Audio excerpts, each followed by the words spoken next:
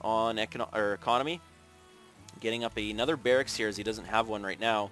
And his armory just finished and probably getting out a Thor. Thor is here. The other favorite saying I like of Thor's is click me. It sounds hilarious. It's like the Arnold voice saying click me. Great. Anyways, no upgrades coming out of the Starport Tech Lab either for TLO.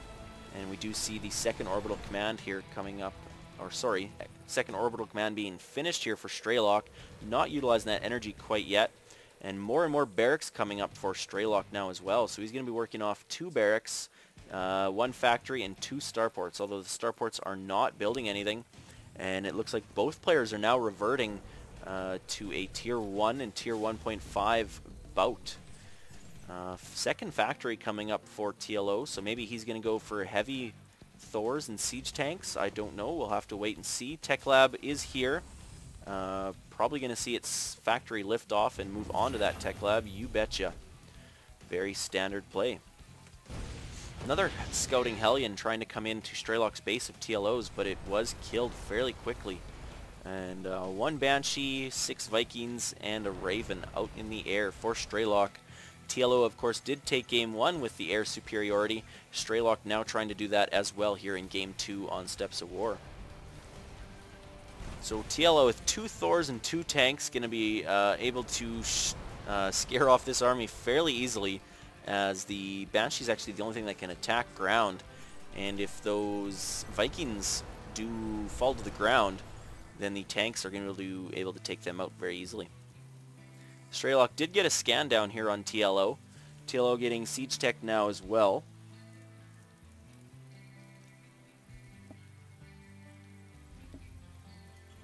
Three more barracks coming up for Liquid TLO. The little one here trying to match Strelok's play and kind of revert back to a Tier 1, Tier 1.5 army. Stim pack being upgraded for Strelok in one of these tech labs here. Sure, or sorry, no, sorry, haha, my bad. Stimpak's actually being upgraded for the little one. We've got level 1 weapons coming as well, a couple Marines, and looks like Strelok's going to be going Marauders.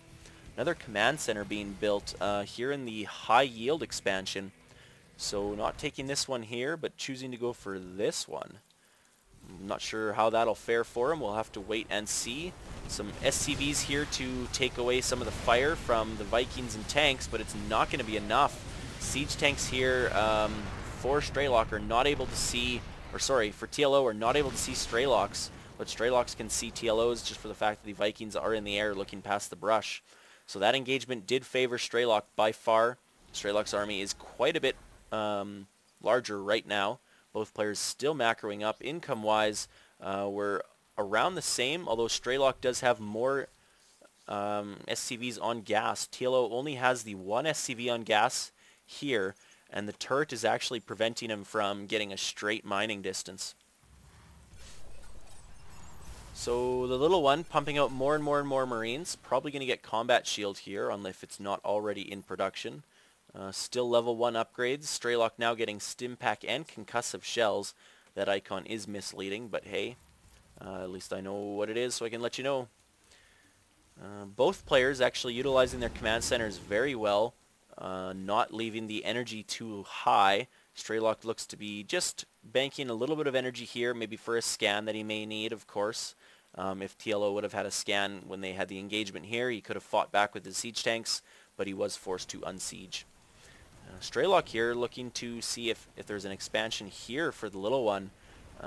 He's probably got to be feeling really good right about now, as he knows he's got little one contained to 1 base, or sorry, to 2 bases. And I don't think the little one knows. No, he does not know about this high yield yet. And we see some push in coming here. Siege tanks not in a good position, getting attacked by TLOs, but these Marauders are going to be able to take out those siege tanks fairly easily. Vikings sitting in the air just providing sight, and 2 medevacs healing up these Marauders. TLO forced to retreat with all of his SCVs back to his base. And these siege tanks are unsieging and moving further and further up, just doing a classic Terran push. At the same time, TLO is actually doing a drop-off with Marines here in Strelok's base, So if Strelok didn't have this gold expansion, they would be pretty much expansion swapping. But this engagement is going to favor Strelok as well, because now it's going to be 2 base to 1 base.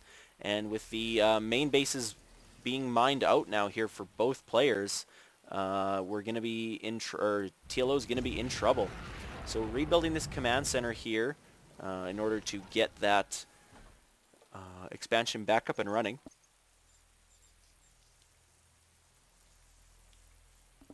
Vikings and Marauders siege tanks being reinforced here to the high yield so that he doesn't, so it's not susceptible to another drop, which was coming in.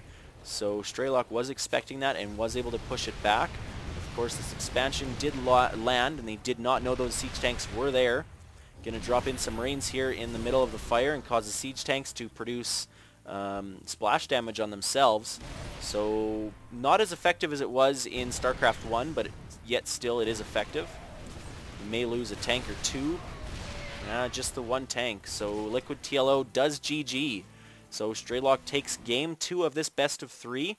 The epic game 3 and conclusion of this best of 3 in the round of 4 is coming up.